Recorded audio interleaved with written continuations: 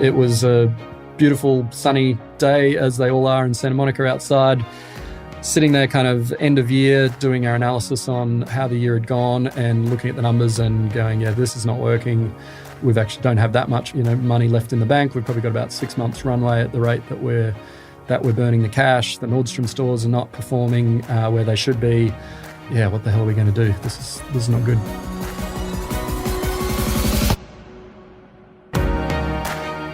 Silicon Valley investment, venture capital, runways. Startup life sounds glamorous. On Curveball, we get inside the head and the heart of top leaders and unpick how they deal with their toughest challenges. And Michael Fox is a masterclass in startup survival.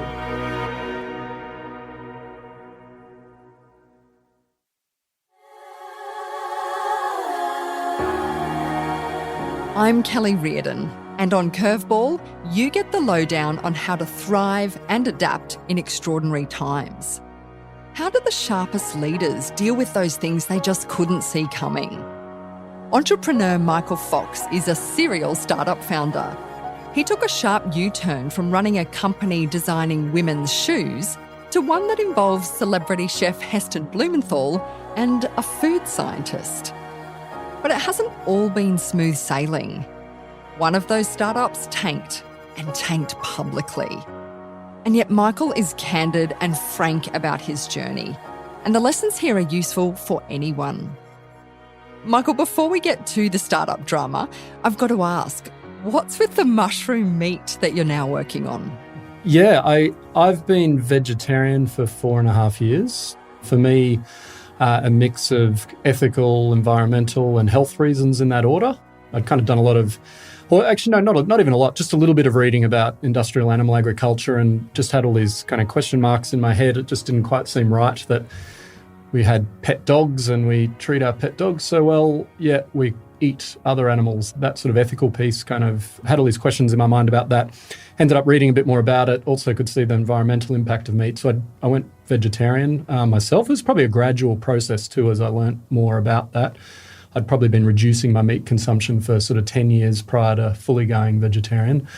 And yeah, I was doing Shoes of Prey, so it wasn't anything more than a personal thing. But then after I finished up with Shoes of Prey, took 6 months off, needed a break. My wife's Danish. We went over to Denmark for 6 months. And in that 6 months, just spent a lot of time reading more about just anywhere kind of my intellectual curiosity went. And one of those areas was just reading more about industrial animal agriculture. And being vegetarian, I've talked to lots of people around me, trying to convince them to turn vegetarian. And I think in sort of 5 years, I've convinced like 2 people to go vegetarian. I caught up with one of them the other day and he's not even vegetarian anymore. So I'm obviously a pretty terrible activist, but I'd been living in Los Angeles and seeing all of the meat alternatives launching there. So Beyond Meat, Impossible Foods and others, and could see that there's a lot of people who do want to reduce their meat consumption, like where I was. They've got an understanding that there's some issues with industrial animal agriculture but they still love the taste and texture of meat. So if you can give them something that has the taste and texture of meat, but make it from something other than animals, that's a good way to help people reduce their meat consumption. So wanted to see if it would be possible to develop a meat alternative that fit with that diet that I eat. Would there be a way to use all natural ingredients, keep the processing to a minimum, have some really healthy sort of base ingredients as a meat alternative? Not coming from a food background, had no idea if that was possible, but just had that kind of idea. So went and spoke to a whole bunch of chefs and food scientists and different people, and a lot of different people put me onto the idea of using mushrooms as a base ingredient. How does the product actually work? How do you take mushrooms, which I think have a certain texture, and turn it into something that is like a braised beef? So when I started exploring the mushroom space, I went out and talked to anyone in the mushroom industry who would have a conversation with me. And through that, I ended up meeting the 2 guys who are now my co-founders. So Jim Fuller grew up in Texas. He was a fine dining chef for 10 years. He he wanted to understand the science behind what he was cooking. So he went and studied agricultural science and he majored in mycology, which is mushroom science. And then he's worked as a mushroom scientist or a mycologist for the last 12 years. He's actually the only person in the world that we know who's a qualified chef and a mycologist in one human being. And then our third co-founder, Chris McLaughlin, he co-founded Australia's largest organic mushroom farm. He was Organic Farmer of the Year in 2018 and Young Farmer of the Year in 2018. So between Chris and Jim, they know everything that there is to know about growing mushrooms, the science behind mushrooms and how to cook mushrooms. And I met Chris and Jim last year. They'd already started working together and Jim had gone vegan for a year and was missing meat, particularly those kind of Texan slow-cooked meats that he grew up on, beef brisket and pulled pork. And so they'd started experimenting with developing some meat alternatives made with mushrooms. So yeah, it's that sort of technical skill set that Jim and Chris bring and that scientific understanding of mushrooms, how to grow them in specific ways, and then how to turn them into food that tastes like meat. So how hard was it to get the science right and also the nutrition aspect right and to bring those together? One of the great things about using mushrooms as a base ingredient is they are incredibly healthy and good for you to begin with. It's like a really healthy base ingredient to use. So we use shiitake mushrooms in our product. Shiitake mushrooms have been used in Chinese medicine for thousands of years, and Western science has caught up to all the really good health benefits of shiitake mushrooms. So it made the health and nutrition side really easy because we've got this really healthy base. But then it was about changing the taste and texture because shiitake mushrooms have got a lot of those meaty kind of umami flavors in them. So they're in the direction of meat already. And I don't know if you remember back in the 80s and 90s, the mushroom industry in Australia had this campaign around meat for vegetarians. So there is kind of the base meaty flavors in there, but they certainly don't have the texture of meat, and even some of the flavors do need to change. So that's where particularly Jim's kind of scientific understanding of mushrooms comes in. So we try to keep the processing to a minimum, and we do keep the processing to a minimum in our product, but we've got a couple of interesting cook steps which change the protein structures of the mushroom to convert them so that they're more meat-like, and that gets some of the flavors being sort of beefier than what's naturally in a shiitake mushroom, and that's just cook steps that do that. And then we change the texture of the mushroom. We basically take the shiitake mushroom, we shred it so you get those kind of long, stringy, slow-cooked meat type texture. And yeah, our first product replicates beef brisket, braised beef, pulled pork. I did buy some and cook it this week.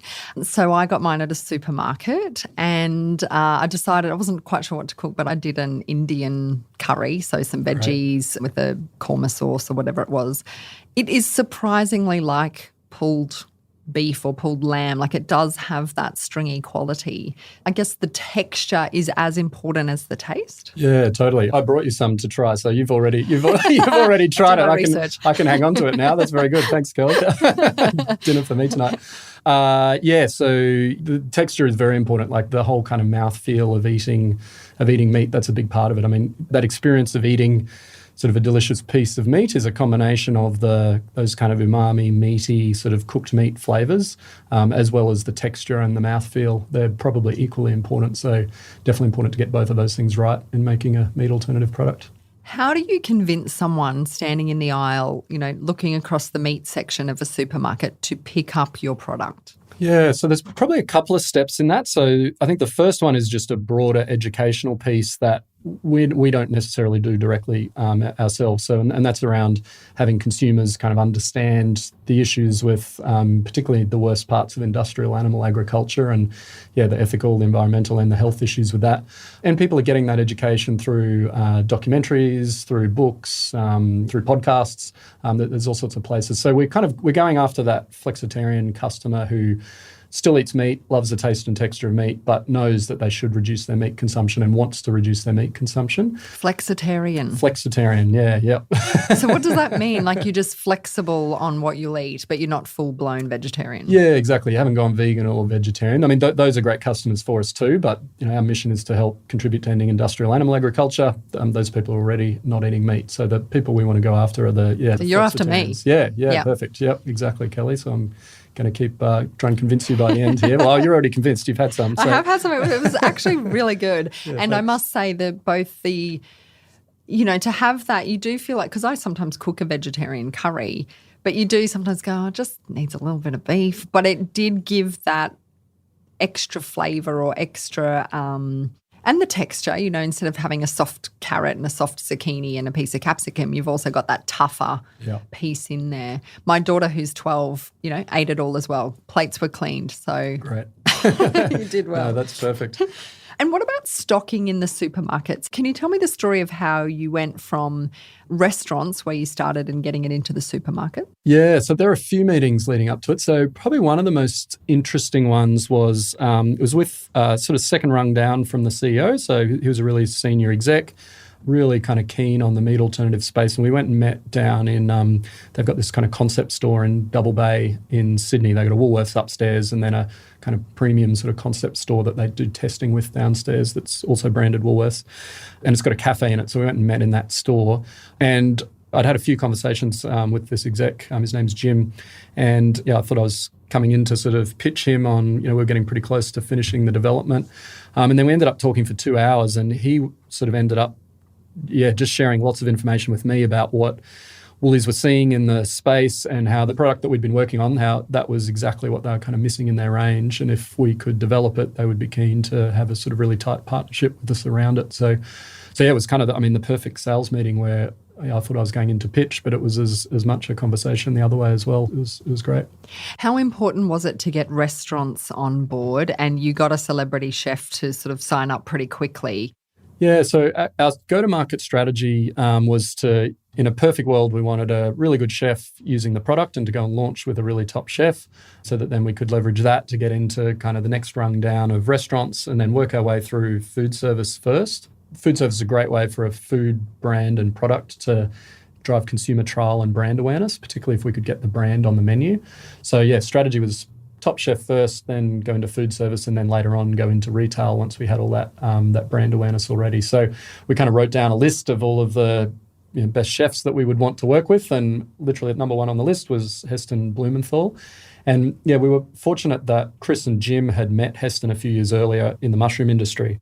Jim had gotten to know this Thai mushroom professor who's kind of world famous for his knowledge of mushrooms, lives in Thailand, and they'd developed a really close relationship. And Jim had gone over, I think, for this Thai mushroom professor's son's wedding. So Jim was in Thailand, and this Thai mushroom professor said, I've had this British chef reach out to me, wants to learn more about mushrooms, and he's coming over.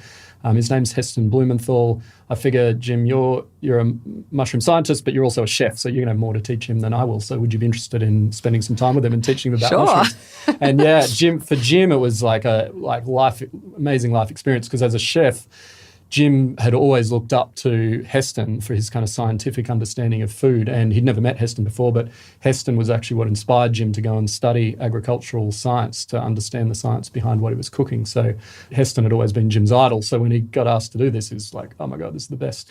They ended up getting on like a house on fire. They spent a couple of days together visiting mushroom farms in Thailand and trying all sorts of different mushrooms. And then when Heston was in Melbourne a year later, they spent a couple of days together in Melbourne as well. So as we were developing the product last year, we reached out to Heston, and Jim and Chris happened to overlap with Heston in Singapore and caught up. Heston tried the product, loved it, and he's a big fan of mushrooms and a big fan of Jim and Chris. So he was happy to use the product. So it was a tick for our number one chef, which was exciting. So you're a couple of months in when COVID hit, which has been a curveball for so many companies, but for an up-and-coming startup, you're just getting things going. I imagine the sort of pipeline to start producing or mass producing this once you had the Woolworths deal and a couple of other, I think you had Harris Farm Markets, and then this happens. What was going through your mind when you started to see how much this pandemic would affect the business? So we were already working with a whole bunch of restaurants, and we could see them like that. They suddenly had to close their dining, and it was challenging, and we felt for them going through that. So we did some work with them to help support their pivot. We could see a lot of them were pivoting into doing takeaway and delivery. So we did a couple of online pop-ups to sort of help support the ones that we'd been working with through that. Probably the most interesting one was, or two we did on the Sunshine Coast where we're based, we called it the Stay Home Date Night Hamper. And so you could come onto the Fable website, $99. You got a hamper that had some ready meals from some of the local restaurants that we were partnering with. There was some desserts from a local vegan bakery, some beer from a local brewery, And then for the date night activity, a local pottery studio that obviously couldn't run pottery classes, they provided some clay and some pottery tools and online lessons. So you have your date night, you're doing kind of pottery at home. So that went really well. So then we kind of doubled down on that, and we did basically the same concept, but we expanded it to Melbourne, Sydney and Brisbane.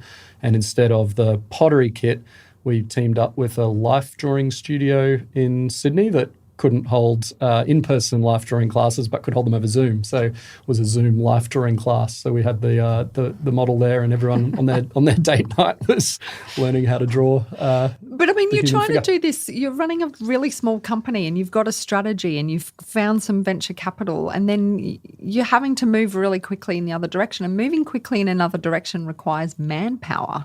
So how did you just hustle for it so quickly? Yeah, I mean, I guess there's pros and cons to being small. So yeah, one of the cons is you don't have the manpower, but one of the pros is you can literally, I think we were 4 people at the time that COVID hit, you can literally just jump on the phone and change strategy and change tack and try new things. And if you're trying things that aren't too expensive and don't throw you off your kind of overall plan, and it's sort of helping contribute to the overall plan, then you've got that adaptability and ability to move quickly. So yeah, I think overall it was we were able to adapt pretty quickly. Like we definitely slowed down in food service because of all the restaurant closures. But I think for building the brand, those date night packs were really interesting. We got a lot of press off the back of that. It helped the restaurants that we'd been partnering with. So now we've got really deep, strong relationships with those restaurants, which is great for us and them moving forward. We also had a lot of luck on our side. We were fortunate that we'd launched with Marley Spoon, the meal kit company, back in December. And they were sort of our first really big customer. And their sales boomed, like people were getting more food delivered at home. And so, yeah, we almost couldn't keep up. Actually, there was about 8 weeks where we couldn't deliver enough product to them because their sales had gone up so fast. Why did you first get into small business? Because I think you went to university and you'd worked at Google and some other places. So why do it on your own?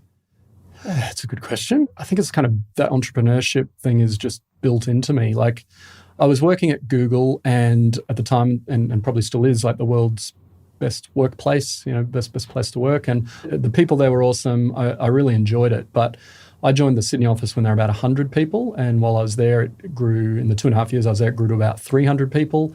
And just with that sort of size came a lot of kind of bureaucracy. The financial crisis hit, so they tightened up a whole bunch of things, which is a smart business move. But as an employee, yeah, it was the best place in the world to work, and I wasn't like loving it. And I think as a kid, that's something that I just maybe naturally had built into me. Like my grandma, she's still alive. She's 94. She told the story that as a kid, she had this poinciana tree in her backyard that would drop seeds on the ground, and then little poinciana trees would sort of sprout. And I got asking my grandma, "Oh, that's cool. These poinciana trees are growing in your backyard. Would people want to buy these poinciana seedlings?" And Grandma was like, "Oh, yeah, maybe. But there's a lot of poinciana trees around, but people might want to buy them if you put them in pots." And so I was sort of going down this line of questioning, and in the end said to Grandma, "Oh, well, could you dig up these poinciana trees, put them in a pot and sell them, and then I'll collect the money?" And so, yeah. Did you cut Nan in on any kind of revenue share? Or? I think I had a bit of trouble convincing Grandma to go ahead and do that. But she tells that story and says, yeah, like just watching you as a kid, you were clearly always going to go down this kind of entrepreneurial path. So, yeah, maybe I don't know if that's nature or nurture or what it was, but I think it's always something I've wanted to do. Parents in small business? No, Dad was a mining engineer, so worked for BHP and big mining companies. Mum was an accountant and switched to nursing, so no, not really.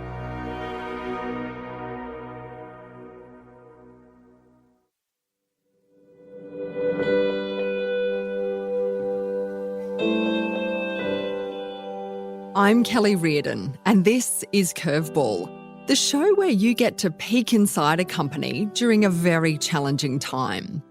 Michael Fox, this company of yours is not your first. So can you take us inside your first startup, Shoes of Prey, which you started with a couple of others? What was the original idea there? So this was back in kind of 2008, 2009. So online retail was in the kind of really early stages of taking off, particularly in Australia. It was a little bit behind the US. I was working at Google. I'd worked at a retailer, super retail group, Super Cheap Auto, and had done a graduate program there. So I kind of loved retail. I was doing online marketing at Google. could see this growth that was going to come in the online retail space. So wanted to go and start an online retail business. Jodie, who was my wife at the time, whenever she would book holidays to Europe, she would book stopovers in Hong Kong. So there's a little store in Hong Kong where you could design your own shoes. And so she'd been designing shoes on some trips, and then she'd come home and the shoes would all get delivered, and her friends were all like, "Oh, wow, where'd you get those shoes?" And she was like, "Oh, I designed them myself." And it had sparked this really kind of interesting conversation. And then her friends were asking her to design shoes for them on her subsequent trips. And so, yeah, we kind of thought about this and sort of put two and two together. Yeah, online retail space is growing. Seems to be this demand for custom women's shoes. That's a really unique concept. No one's done online before. Why don't we start a business doing, take this kind of model online? So, yeah, the idea was you could design your own shoes online.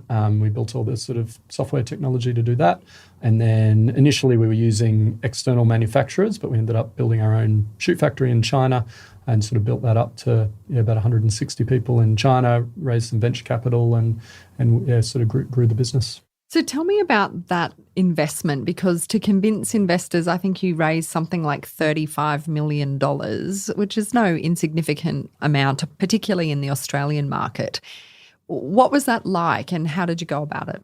Yeah, so initially, kind of first 2.5 years, we didn't raise any venture capital. Venture capital in Australia at the time, it had gone through this kind of boom in the late 90s with the dot-com boom, and then it had crashed with the dot-com crash. And even by the late 2000s, it hadn't really recovered from that. So there wasn't a lot of venture capital in Australia. It wasn't something that was even really talked about. We weren't even really aware of it as a funding option for our first few years. So we just grew the business organically, doing really well in this niche of women who are passionate about designing their own shoes, a sort of very creative customer who kind of wanted to express her own sense of style and fashion and be a co-creator in sort of these beautiful shoes that she was wearing. As we were kind of growing in that space, we realized that we had all of these mass market consumers coming to our website. Like we had tens of thousands of people a day coming to the website, but not buying. And so we started to do some market research. We talked to them and we ran some focus groups to try and understand why these customers were coming to the website, but why they weren't ordering. And what they told us was they loved the idea of designing their own shoes. They really wanted to do it, but they wanted a faster lead time. So we were delivering, it was taking us about 5 weeks to deliver the shoes. We were working with an external manufacturer then. And that's fine for that creative customer who's creating. She's happy to do this, so she's happy to wait 5 weeks. But the more mass market consumer... they're going to party on Saturday night. Exactly, yeah. There you go. You're this customer as well, Kelly. Yeah. And so they need it in less than 2 weeks. That was one of the big things they told us. Then the second thing they told us was they wanted a more simplified shoe design experience. So we built it for the creative customer. So it's basically a blank template, and then you could be super creative. But that was a little bit too much for the mass market customer. She wanted to be guided through the process. She wanted to even go as far as just seeing a pair of shoes that she loved and then maybe making a few tweaks to them. So realized we had to change the design process and that user experience online. And then lastly, we had to bring our prices down. So the creative customer was happy to pay a premium for designing her own shoes. The mass market customer didn't really want to pay the premium. She wanted to kind of pay the same price for the same quality shoes. So we looked at those three things that this mass market consumer wanted, and we realized, okay, well, to do that, we're going to need to hire a bunch of software engineers and user experience people to simplify the shoe design experience. And we're going to need to build our own shoe factory because our external suppliers weren't going to be able to get the lead times down and the manufacturing costs down. And there was no one in the world making shoes one at a time like this, so we would have to do that ourselves. So to do those two things, we would need to raise capital because that's going to be expensive to do. And at about the same time, the sort of venture capital space in Australia had just sort of started to come alive a little bit. Like Atlassian had raised their first really big rounds of funding. Well, they were profitable. It wasn't even to raise capital. I think it was just to bring some good people onto the board to help them sort of position themselves for IPO. Can you take us inside what it's like to work in a small startup, like some of the decisions you're making and how quickly you have to move? Like, what is it like? For me, it's the kind of thrill of having the ownership over all of that. Like if things go well, then you've contributed to that. If it messes up, well, that's kind of your fault. I really like that sort of level of accountability. How do you go about scaling a company quite quickly? I think you grew then to 200 people or something. How do you work out how fast to go or where to hold back or how quickly you need to move? How are you making those decisions and who are you making them with? So I guess there it's about getting like a really good exec team around you and then getting a good board in place, because those are really hard strategic decisions. I mean, we could have gone down all sorts of different paths with Shoes of Prey. We were doing really well in this niche of very creative women. We were doing a couple of $1 million revenue a year. We hadn't raised any external capital. We were growing out of our own cash flow. We could have continued down that path, growing into that niche and then maybe gradually expanding out of that niche. And in hindsight, that's actually what we should have done. So we did make some wrong calls there, but we thought we did our market research well, and we could see that there was this mass market consumer who wanted the product if we made some tweaks to the value proposition. And then we saw that as the really big opportunity. That niche of creative women was always going to be really small. But yeah, fashion is a huge market. So we saw this big opportunity. We went and did all of our research and analysis. We thought that made sense. We could then see the path on how to execute on those things that the consumer wanted. We took that out to investors. Investors were convinced of the same thing. We had partners like David Jones in Australia and Nordstrom in the US who understand the fashion market. They could also see that this was an opportunity. And so, we decided strategically to go down a much higher growth path to kind of expand into this mass market consumer. But we got that wrong. So that led you to the US and the market there. How did that all work?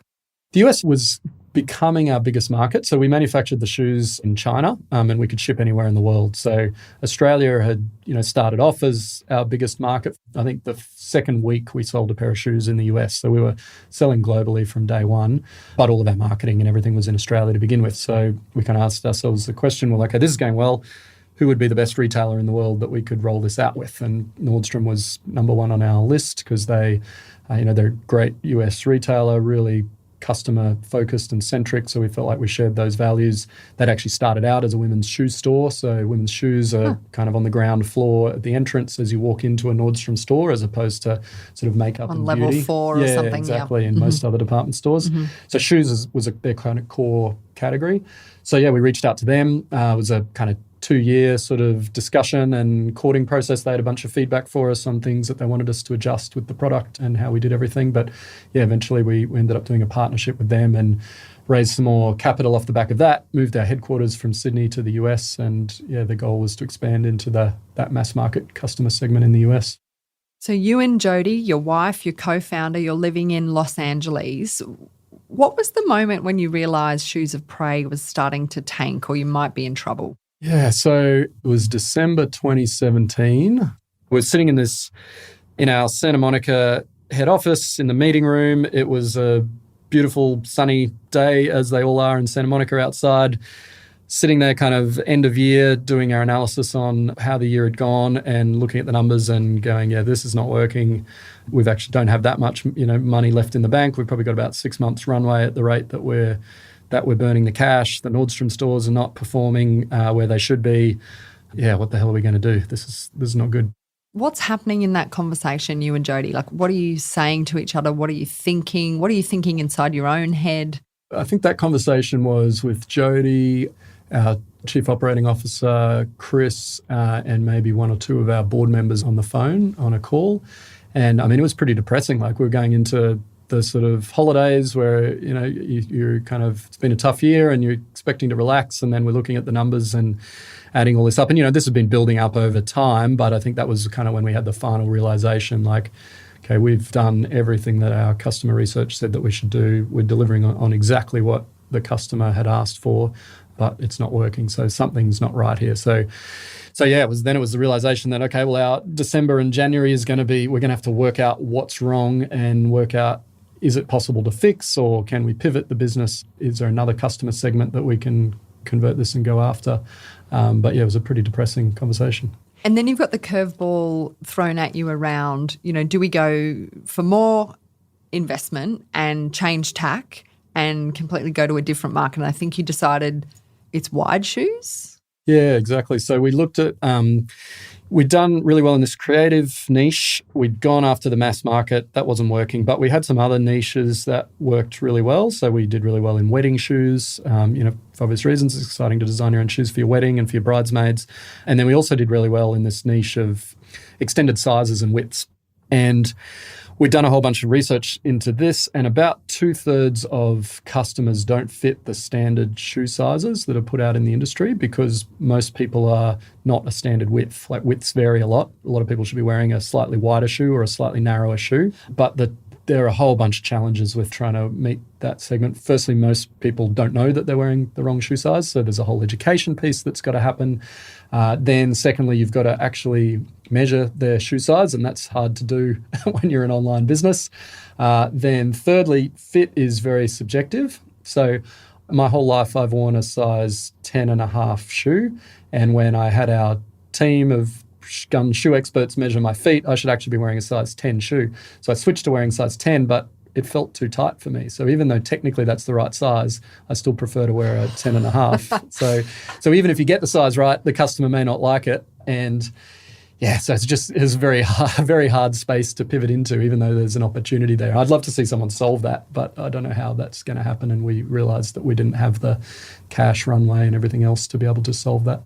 So $35 million worth of investment. What's the phone call to the VC mob like? Yeah, that's not a fun one, not one that I was looking forward to. The good thing along the way is we'd been communicating with our investors along the way. They'd been on the journey with the strategy of going after the mass market segment, but picking up the phone to call Blackbird Ventures and Mike Cannon-Brookes and some of our other investors and sort of say to them, yeah, hey, we're really sorry. Yeah, this whole strategy that we've gone after, it's just not working and we can't see a way to pivot out of it. You know, it looks like we're going to have to either try and sell the assets of the business or close the business down. Yeah, that's not a enjoyable phone call to have to make because that's a lot of money. What was the process like for you after that personally? I guess firstly, those calls were like, yeah, those investors were just so good about it. Like the first thing that each of them said, like I remember calling Rick Baker from Blackbird Ventures and calling Mike Cannon-Brookes from Atlassian and Grok Ventures. And the first thing that each of them said separately to me was, how are you going and how's the team going? Hope you guys are all okay. Is there anything we can do to support you guys? So that was an incredibly nice and kind of moving thing to hear from them. And so I think that also helped make the whole process easier. There was, it was the opposite of adversarial. And it wasn't like we'd stolen the money or anything. We'd done the strategy that we'd all agreed to do and it hadn't worked out. So they were very understanding of it, which was great. So that, I think, helped a lot personally. They were very supportive through all that process. There was still lots of really hard things to do. Like we had 200 employees and we had to lay all of them off. A lot of these people were our best friends. Like we had our headquarters in Sydney. We had 25 people in the Sydney headquarters. When we moved the headquarters to Los Angeles, 23 of the 25 people moved with us from Sydney to LA. So it was a really tight-knit group of people who'd been with us for years. We had the team in China. We had our second hire that we'd ever made, Chun. She was still with the team working as a shoemaker, and she'd been with us for 10 years. So the discussions with the team in China were obviously really tough too. But yeah, we tried to do it in the best way that we could, and kind of managed to work through all of that. That laying off of staff or standing down staff or making some of your workforce redundant is, of course, something that so many companies are now grappling with in 2020 in the middle of this pandemic. What advice would you give to someone now, having gone through that, around the best way to do that? I think being as transparent as possible in the lead up to it is helpful. And you've got to balance that between, you don't want everyone sort of panicking and freaking out in the months leading up to it, but at the same time, you don't want it to be a complete shock to people. So, we were always very open and transparent with what our sales revenue targets were and where we were performing, and everyone could see that we weren't performing. So I think having that transparency beforehand, it didn't come as a big shock to people.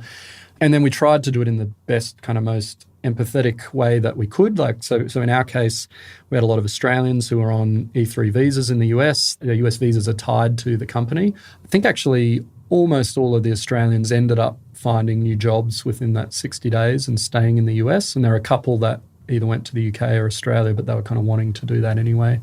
So I think just understanding the situation that the team were in and just trying to do everything we could around that to minimise the impact on their lives. I think they appreciated that. And we're 7 people at Fable. 3 of us are ex-Shoes of Prey, so we've hired some of the old Shoes of Prey team back into Fable, so keeping all those relationships. Yeah. Biggest lesson in leadership for you from Shoes of Prey? Doing something within the business that you're incredibly personally passionate about. Like women's shoes, I was never particularly passionate about. I couldn't even wear the product. And so I think that made it much harder for me to lead different parts of the business. So the actual product design, merchandising, even marketing and to women in fashion just wasn't kind of who I was as a person.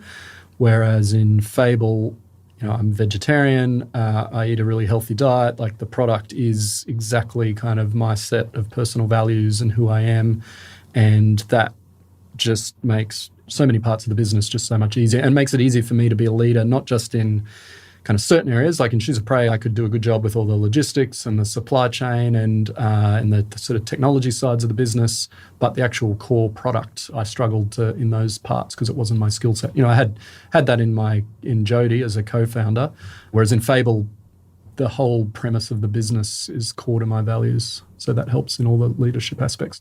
In amongst all of this, of course, you're married to your business partner. I can only imagine all you do is eat and breathe Shoes of Prey, and then the marriage is also crumbling at the same time as the business. So how did you navigate all of that? So actually the timing was, Jodie and I were married. We started Shoes of Prey.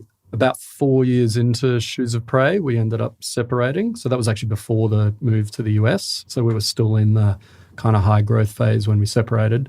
And then we all moved to the US Jodie and I moved as a separated couple.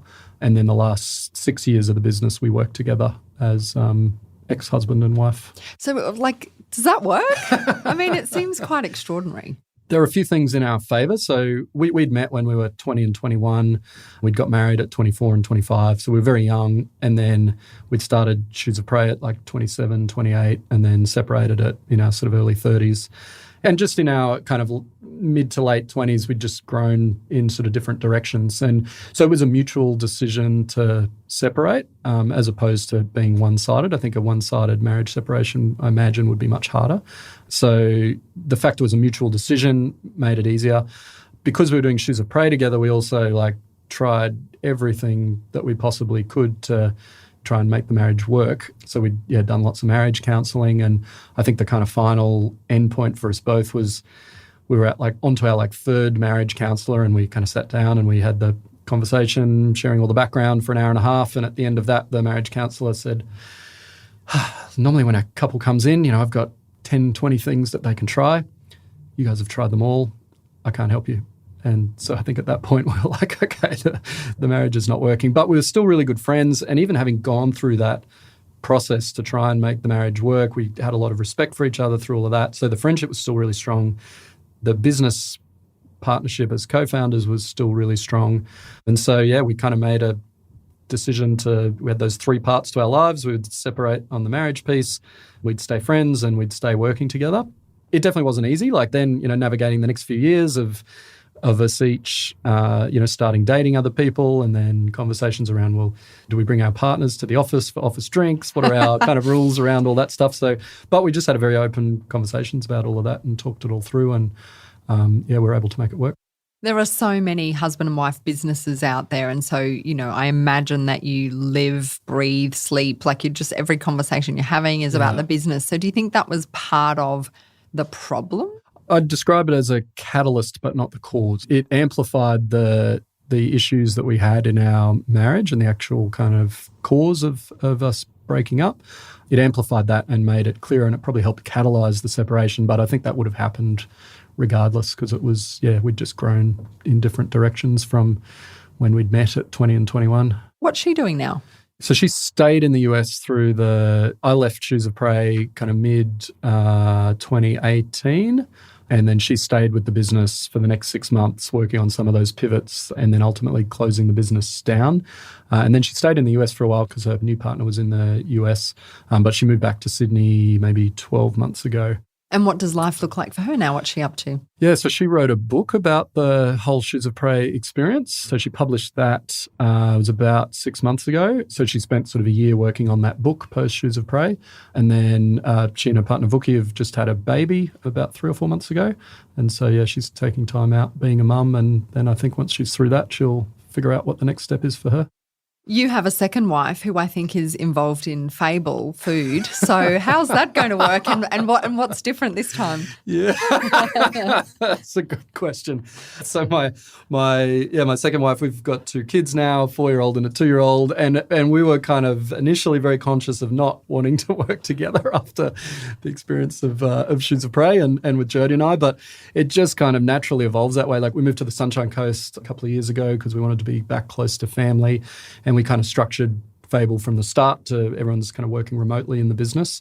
And Katrine's background is she's a software engineer, product manager, but also like a strong sort of marketing and creative mindset. And she'd been doing some consulting work for some tech businesses up on the Sunshine Coast, but you know, there's not a lot of that work available, and she wasn't really loving the work that she was getting up there. And we would also just end up talking about Fable all the time because it's what I'm sort of living and breathing, and she's got some skill sets that I and the business don't have. So and presumably she's vegetarian. Pretty much, yeah, pretty much vegetarian. So yeah, she kind of lives that sort of same and eats a very similar way. And so yeah, it was like, oh, we need a website built. Who do we know who can build a website? Katrine's she can build a website. Oh, we don't really want to do that, but all right. So she built the website, and then it's like, who can run our social media accounts? Oh, Katrine could start doing that. And so it just kind of naturally evolved.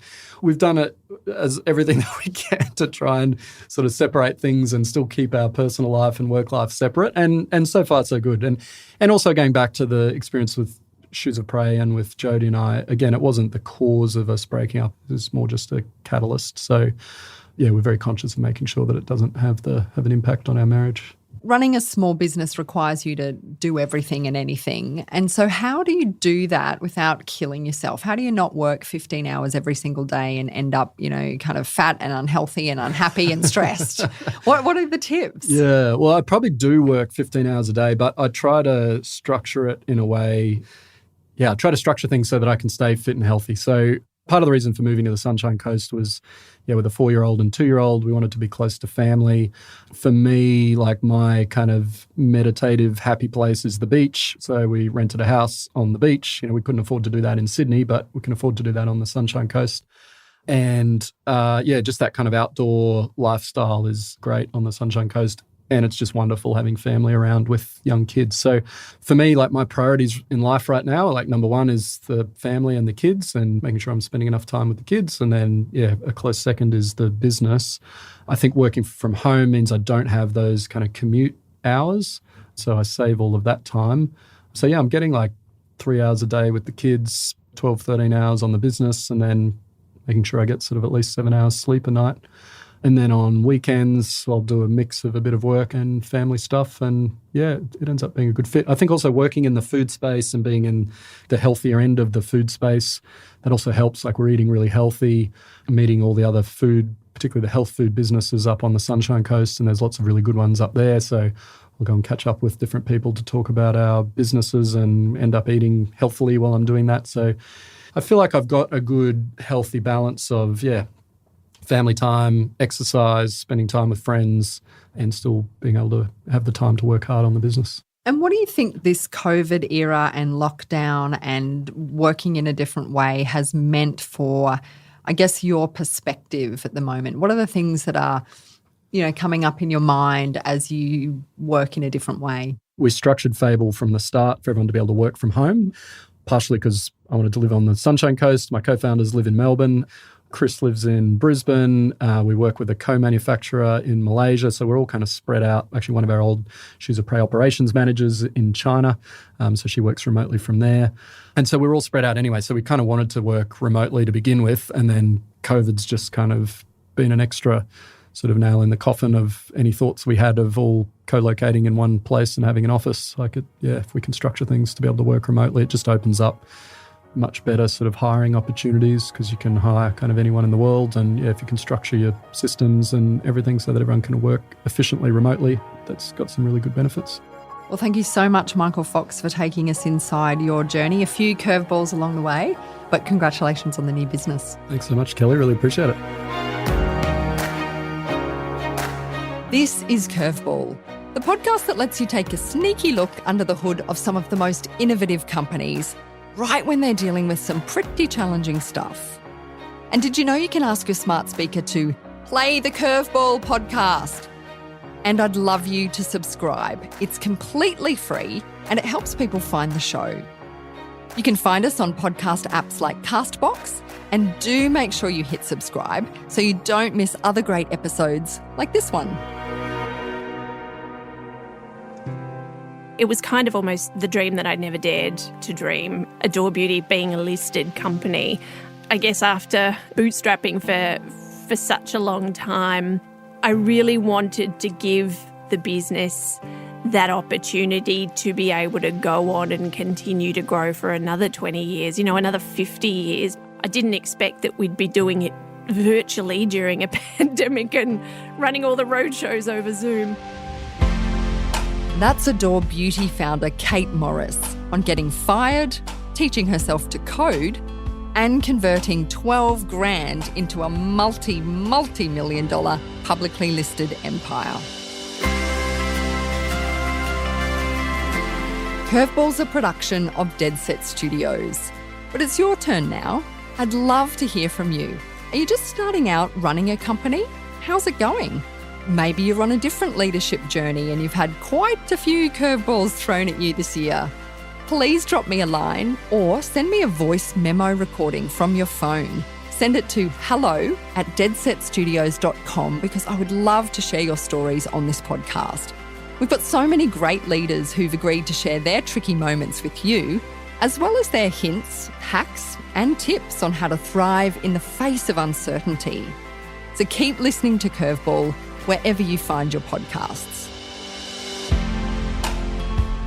And if you're looking for something new to listen to, check out the show So I Quit My Day Job, a podcast that travels the bumpy road to achieving your dreams and speaks to the people who've successfully made this leap